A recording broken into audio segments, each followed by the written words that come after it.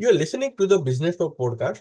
I am Deepak, joining you from India, where we explore global perspectives in business and leadership. Today, we are honored to host Dr. Heather Cairns-Lee, joining us as our distinguished guest on the podcast to share her insights and experience. Dr. Heather, affiliate professor of leadership and communication at the International Institute for Management Development, that is IMD Switzerland, is an award-winning scholar whose work bridges language, leadership, and learning. Her research explores how leaders make sense of complexity, foster authentic communication, and build inclusive, caring cultures. A pioneer in clean language interviewing, she illuminates how conversation shapes understanding and trust in diverse contexts. At IMD, she contributes to flagship programs such as the MBA, Strategies for Leadership, and Mobilizing People, guiding leaders from emerging talents to C-suite executives toward reflective, responsible practice. An ICF certified executive coach and expert in group dynamics, Dr. Heather has partnered with global organizations including ABB, BASF, EDICO, and UEFA. Her exponential teaching encourages leaders to learn through real-world challenges, reflective dialogue, and collaborative sense-making.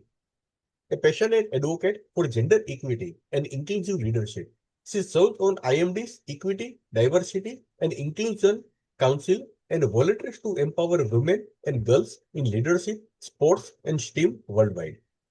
In today's conversation, Dr. Heather Cairns-Lee shares insights from her book, Clean Language Interviewing, Principles and Applications for Researchers and Practitioners. The book introduces a powerful method for asking non-leading questions to capture genuine experiences across research, business, education, and healthcare. Let's not keep you waiting. Please join me in welcoming Dr. Heather Cairns-Lee to the conversation. Professor Heather, we are deeply honored by your presence and grateful for your time with us today. It's a great pleasure to be with you, Deepak. Thank you for the invitation. Thank you. Professor, clean language interviewing originated from David Gru's therapeutic work in the 1980s, when he discovered that therapists were inadvertently introducing their own metaphor into client narratives. How did you and your co-authors translate this therapeutic technique into a rigorous research methodology that now serves business, education, and healthcare contexts? That's a great question, Deepak, because the leap from therapy to leadership and research was not obvious at first. And it wasn't about importing therapy into organizations. David Grove's original insight back in the 1980s was deceptively simple, but really profound. When helpers, whether they be coaches, counselors, therapists, reframe, paraphrase, or clarify, they often smuggle in their own metaphors, assumptions, and explanations. In many settings, this can distort somebody's own inner experience. And so David Grove developed clean language as a way of staying with the client's own words, logic, and metaphors. So let's notice clean is itself a metaphor. We're cleaning our language from the assumptions that we bring to the conversation in order to be more authentic, more available to listen to the person that we are working with. And let me say, the first move was in taking clean language to the greater community was actually the modeling work that happened by Penny Tompkins and James Lawley. What Penny and James did was crucial. What they did was they didn't just apply clean language, they reverse engineered it. They carefully analysed what David Grove was doing to identify the exact question forms he followed, the constraints he followed, the patterns he avoided, and the effects that these linguistic choices had on how clients accessed their own meaning. In other words, they made his implicit logic explicit. And by doing that, they turned clean language into something that's modelable, teachable, and robust as a methodology that can be used in leadership conversations, in research, in education, and in many, many different remits of the world. So that was part of how clean language originally came from the world of David Grove through the modeling of Penny Tompkins and James Lawley, and then James Lawley, Paul Tosey, who I worked with as my supervisors on my PhD, took that into qualitative research as a qualitative research methodology. And so that is what has formed the foundation for the book that I co-authored with James Lawley and Paul Tosey on clean language interviewing. Very insightful. Professor, can you share a real example where an unclean question introduced unconscious bias and how rephrasing it with clean language principles changed your findings? Yes, that's a great question. So here's an example that we might see every day in a leadership setting. If a team is potentially struggling with how to move forward, a question that a leader may ask is, what stopped people from taking ownership of this problem? On the surface, that sounds like a perfectly reasonable question. But actually, that question is doing a lot of hidden work. The question presupposes that ownership is actually the right frame from which we should answer the question. That people should have actually taken that ownership in the first place, and that the problem lies with people, not with the system. So if a leader asks that question, they're going to start talking about capability gaps, they're going to talk about resistance, they're going to talk about mindset. And so then the data points to people need to step up. However, if we were to reframe that question from what stopped people taking ownership to when transformation stalled, then what happened, which is a clean way of asking the question, assuming we're in a transformation, we say, and in the context, when the transformation, then what happened, the small shift can remove the judgment and the causality from the people's response. And when I've asked this with the team, the results were astoundingly different. The leader then described the organization as a set of parallel tracks that never quite connected, and that people were waiting at junctions for signals. Now, that gives us a very different issue. The issue now is not motivation or ownership, it's actually structural ambiguity and decision rights. That is a very different problem to solve based on a different question. So you see with that very small example, how we ask a question frames how people are going to answer. And a lot of the work that my co-authors, James Lawley and Paul Tosey, and I have found is that much of the time, most of us are asking extremely leading questions. They're leading, why? Because they have presuppositions in the question. A presupposition is something we suppose to be true, and we embed that in the question. For example, what stopped people from taking ownership? We presuppose that ownership was stopped. And when we ask leading questions, we tend to get an echo chamber of a reply that corresponds with the way we make sense of the world rather than the way that other people make sense of the world. And therefore, we're not getting the actual data that could be particularly useful. That's true for research. That's also true for leadership teams. It's true for conversations at the dining table with your family. Professor, why are autogenic metaphors so powerful in revealing people's inner worlds?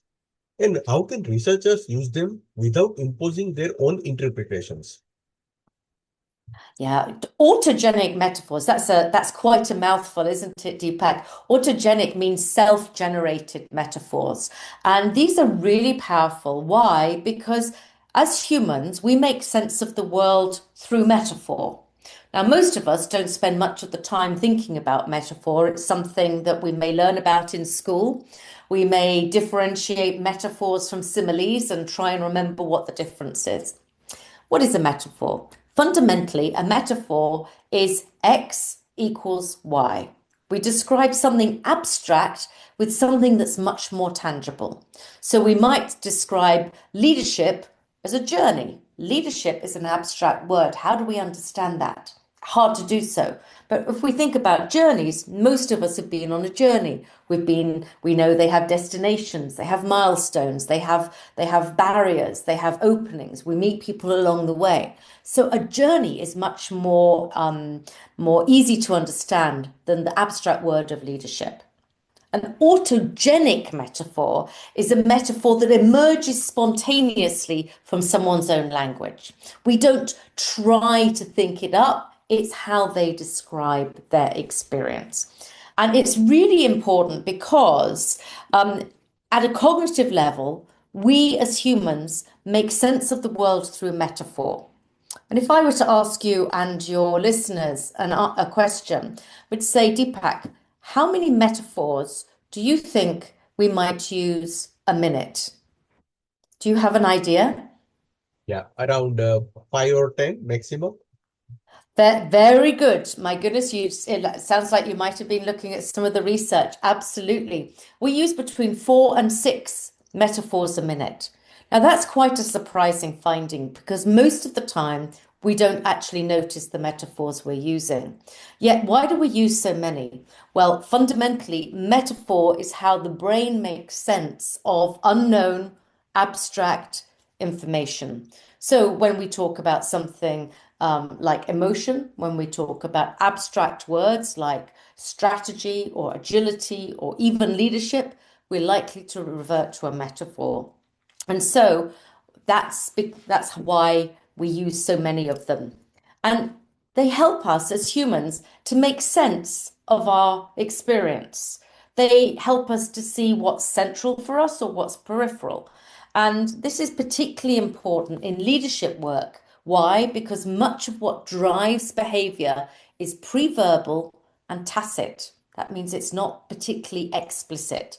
And people often can see the system that they're working on or understand their leadership in images or metaphors before they're able to explain it in words. And hence, that's why autogenic way metaphors are particularly important because they're our own way of making sense of the world. Professor, how does clean language interviewing operationalize phenomenological bracketing differently from other qualitative interview techniques? Yeah, so you're moving from metaphor to bracketing, and I think let's stay with the metaphor for a bit because if you were to use a metaphor for you as a leader, and I've asked many leaders to describe themselves as if they were to use a metaphor, what kind of a leader would they be? That's a leader like what? A question like what is a clean language question that brings to the surface somebody's metaphor. So when I've asked that question to people, and leadership for you is like what, or you're a leader like what, people may say, well, I'm a leader like a big pair of ears. And I might interpret that means that they're listening or whatever. But rather than me say, oh, that means you're listening, being able to ask clean questions is a way of holding back our assumptions as much as we can. And so we use the precise words and gestures when people use them of those individuals to really help them to explore more about their metaphor. So if a leader has responded to me like that, and one of the senior leaders I work with, CEO of a big company, says, leadership for me is like a big set of ears, I would say, and leadership is like a big set of ears. And is there anything else about that big in the big ears? And by understanding that, we inviting that leader to learn more about their metaphor without me superimposing my perspective, my metaphors, my assumptions on them. And that's why clean language is really a discipline to hold back our assumptions as individuals, as researchers, as leaders in organizations, as parents, as friends, so that the other person can find out more about how they think and understand more about their metaphor. Because as we've just talked about, metaphors are how we make meaning of the world. Therefore, if we can understand our metaphors more effectively, then we're understanding more deeply how we're bringing up, how we're making meaning in the world. Professor, can you explain how clean questions influence the process rather than the content of an interview without steering respondents' answers? Yeah, so clean language is a way of asking questions, and clean language questions are deliberately very short. They are based on what's called semantic primes. That's a fancy way of saying they're the shortest they can possibly be and still make sense. And so, if I give you a couple of examples, a clean language question might be, and what would you like to have happen in our conversation? That's a clean question because I'm asking you to think about your whole experience and let me know what you'd like to have happen. Now, if I said, what would you like to talk about in our time together? I'm presupposing that you only want to talk. I give you an example. When I was working with a senior leader and I was coaching him, he came to the meeting that we had organized, and I said to him, and what would you like to have happen in our time together? And he looked at me and he said, Heather, I would like to go for a walk side by side with you. Why? Because I think better when I'm walking. I think better when I'm not looking directly at you. And therefore, by going for a walk together, I'm able to hear myself think, and you're there as a partner. Just think about how that subtle shift in asking that question had actually influenced his range of what he wanted to have happen. So he was able to say that. And the question influenced the process, not the content. We were then able to go with what he wanted. We went on a walk. He thought and talked out loud for quite a long time. I asked him some questions to help him clarify his thinking and his perspectives. And that was something that was particularly useful in that situation. So clean language questions, very small number of questions, very based on the smallest possible way that we can ask a question that still makes sense. And most importantly, they're based 100% on the words, the gestures, the metaphors of the person that you're talking to. And that's important because by doing so, you're not reframing, clarifying, putting into your own words what they think or what you think they think. You're actually helping them to deepen their own understanding of themselves. Does that make sense to you, Deepak? Yes, absolutely, Professor. Good. Professor, what striking real-world application from your book where clean language interviewing revealed insights that traditional methods would have missed? Please repeat the question, Deepak. Yeah. What's a striking real-world application from your book where clean language interviewing revealed insights that traditional methods would have missed? Yeah, that's a wonderful question. Thank you for asking that. And the book, Clean Language Interviewing, I have it here and I can see it on the screen behind you. And what is fascinating in this book is there are many, many different examples. This is a book that is useful for researchers, particularly qualitative researchers who are looking to find information about the people that they're working with. Yet, clean language and clean language interviewing has been used in many different domains.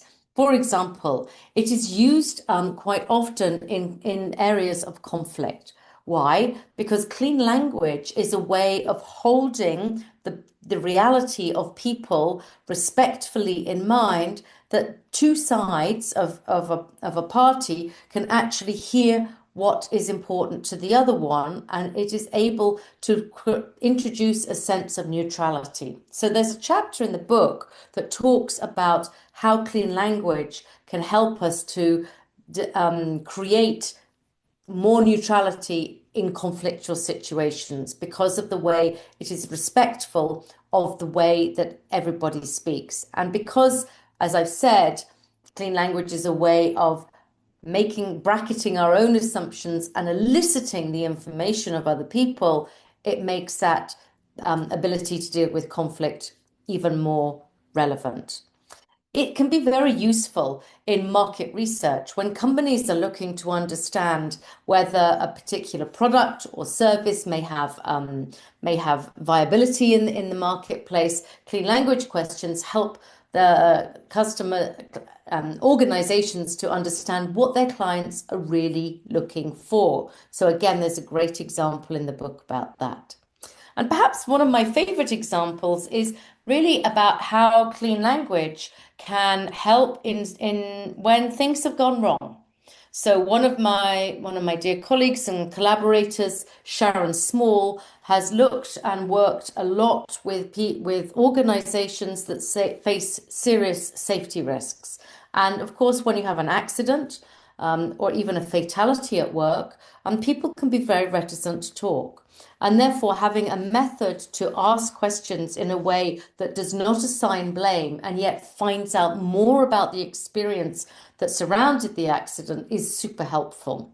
So that is a very compelling way in which clean language can be used. So many different applications, from change management to conflict to managing difficult situations, neurodiversity, as the chapter by Nancy Doyle talks about, or even and particularly in leadership development, where we can help leaders to really understand their own mental models of leadership. And that's very much what my own PhD work focused on, was how we can help leaders to understand what it means for them to be a leader today. What's their inner model of leadership that perhaps they haven't made explicit, and yet through clean language questions, they can make more explicit, and therefore they can make more conscious, deliberate choices about how they take action in the world. Does that give you some examples of how clean language is used in the real world? Sure, sure, Professor. Super. Yeah, thank you. Professor, how does asking clean questions reduce interviewee biases, like the consistency effect, acquaintance bias, and the friendliness effect?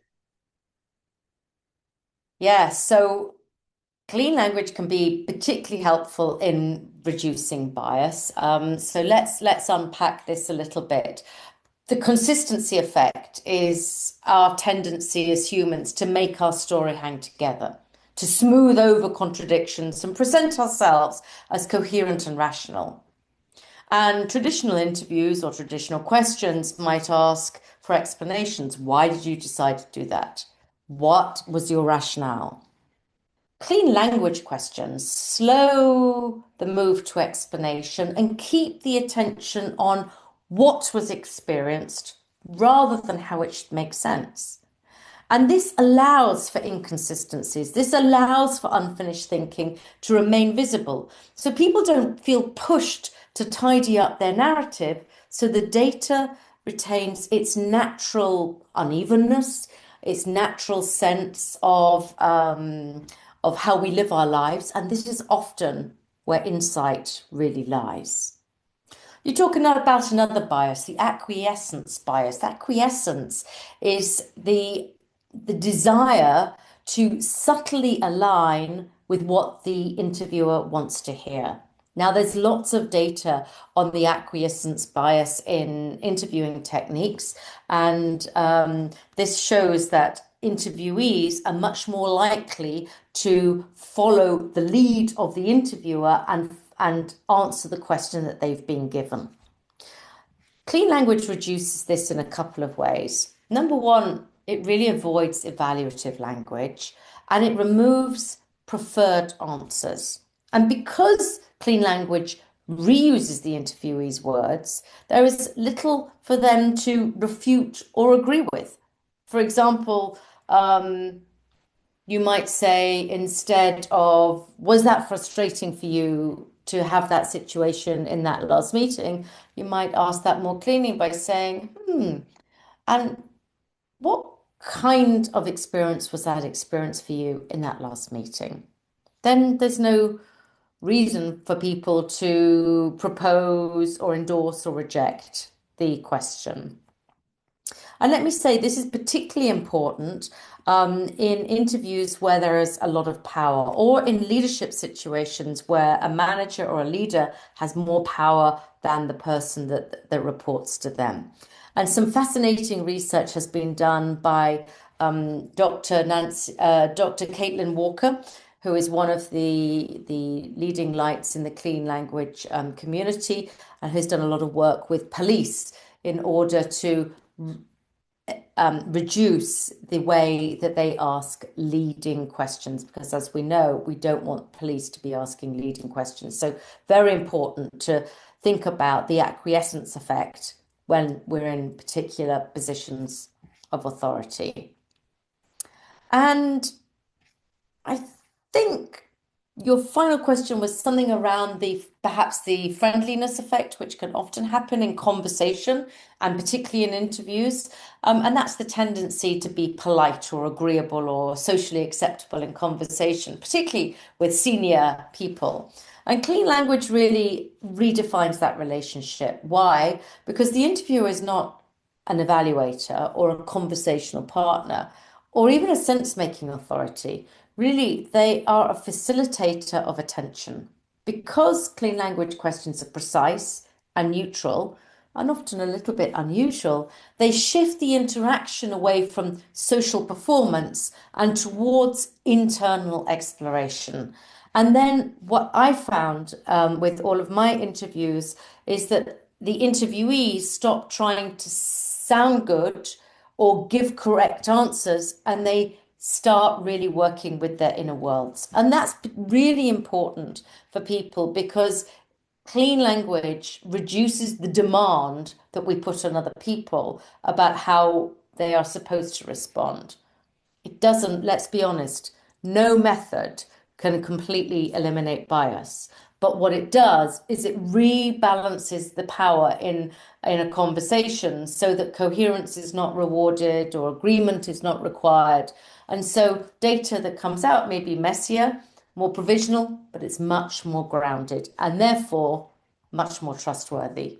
So, in short, clean language reduces bias by making the interview or the conversation less social and more phenomenological, where people can really access and invite attention to themselves rather than perform.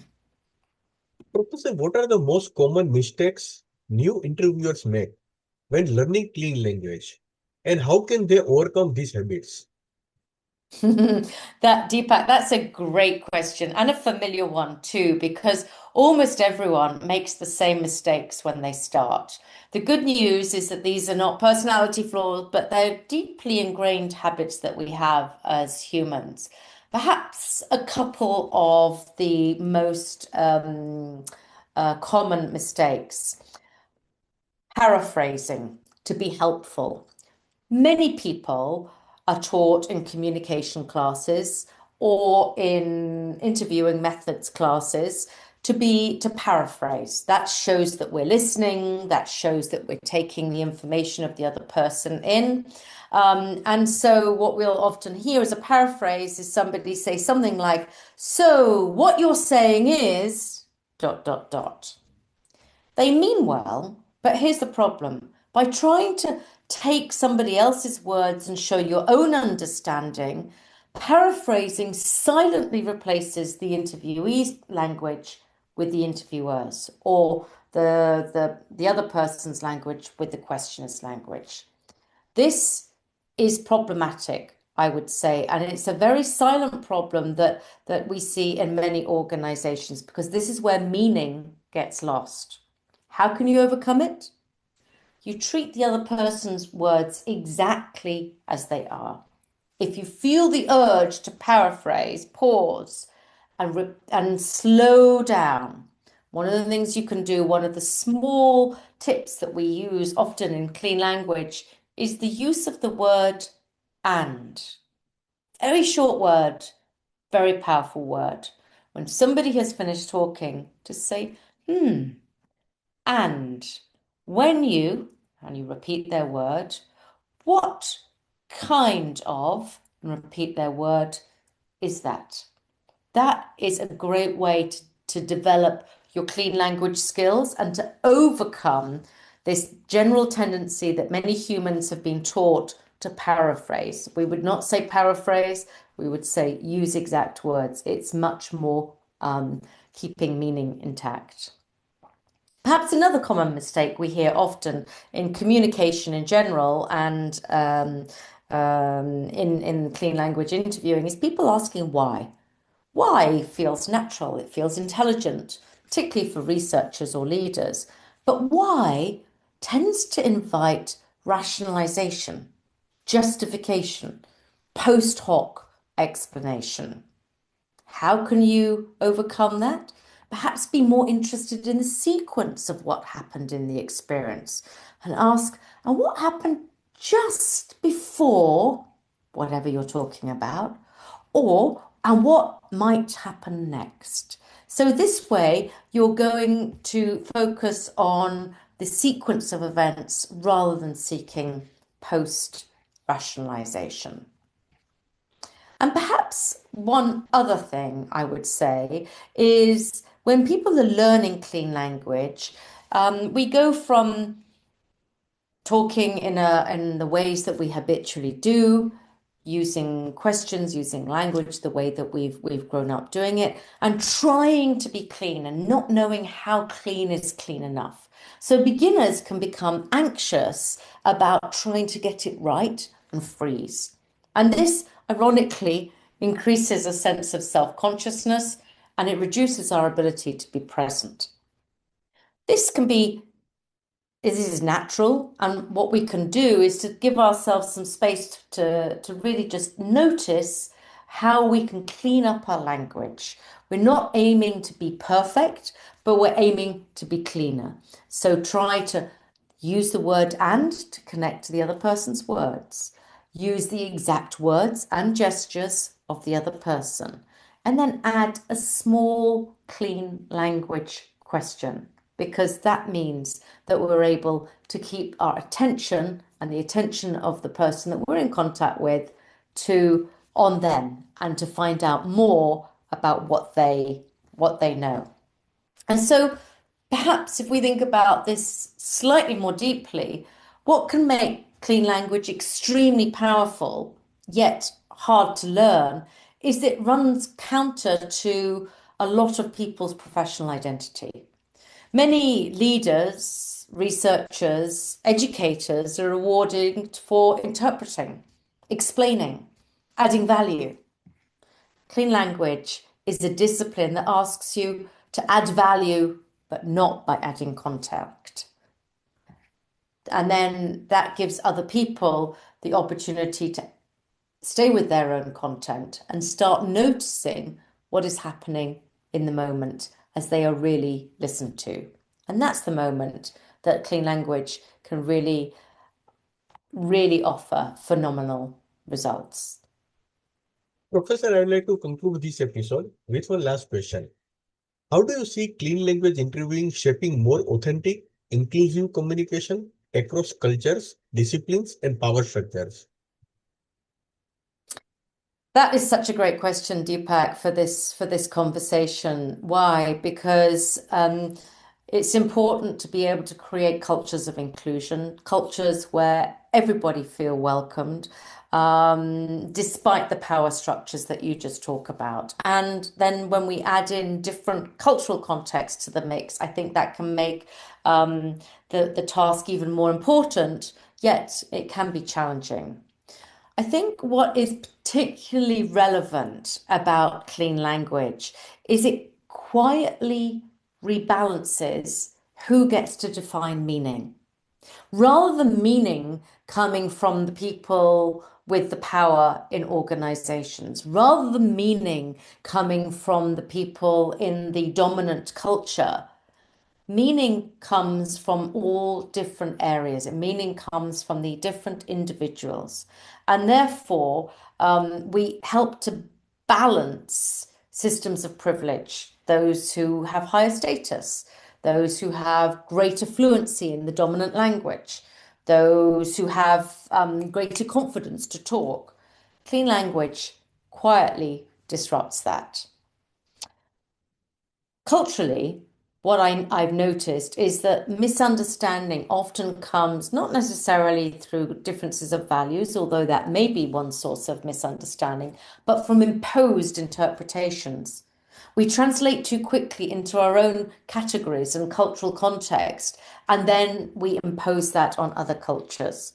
Clean language slows that down because it works with the speaker's own experience, words, metaphors, and images, and therefore it avoids importing culturally specific norms and it respects different ways of structuring experience and making sense of it and having meaning that comes from their own particular world.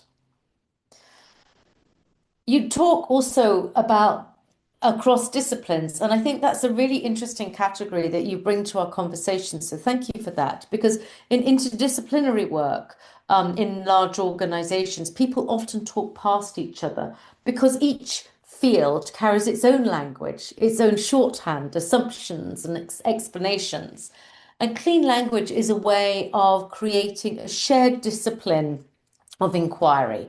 No one gets to define the problem too early or too much in their words. There's no single framework. It's a meaning that gets co-created from lived experience. And so we can have engineers, clinicians, educators, executives who can come together without forcing premature alignment. And perhaps your final comment was on hierarchies, and this is maybe where the impact is particularly profound. In hierarchical contexts, people learn to say what they think their leaders want to hear, to translate their experience into acceptable language, and to stay safe by staying vague. And clean language can really change that interactional contract. Why? Because the interview or the clean questions are not evaluative or interpretive. It creates more room for people with less power to speak more precisely from their own lived experience, surface uncertainties, and articulate their experience without defending it. So I would say that deeply clean language can really provide a form of inclusion because it says your way of knowing matters. Your language is how you create your world, and that's important. And I'm not trying to change that. And just because you make meaning in one way doesn't mean to say I have to change it for it to be acceptable. And so in a world where often dominant voices are the ones that impose the cultural norms, clean language is a way to really democratize who is heard in organizations. So I hope that gives you a few ideas as to why clean language can be a method for creating more inclusive communication cultures in organizations and a more disciplined approach to qualitative research by holding back our own assumptions and focusing on the lived experience through the metaphors, the gestures, the words of the people with whom we're talking. Thank you, Dr. Heather Cairns-Lee, for sharing such thoughtful insights on clean language interviewing and its impact on research and leadership today. It has been a privilege to explore how clean questions can deepen understanding and honor people's lived experience. Thank you once again. You're very welcome, Deepak. Thank you for having me on Business Talk. And I wish you and everybody watching and listening a good rest of the day. Thank you.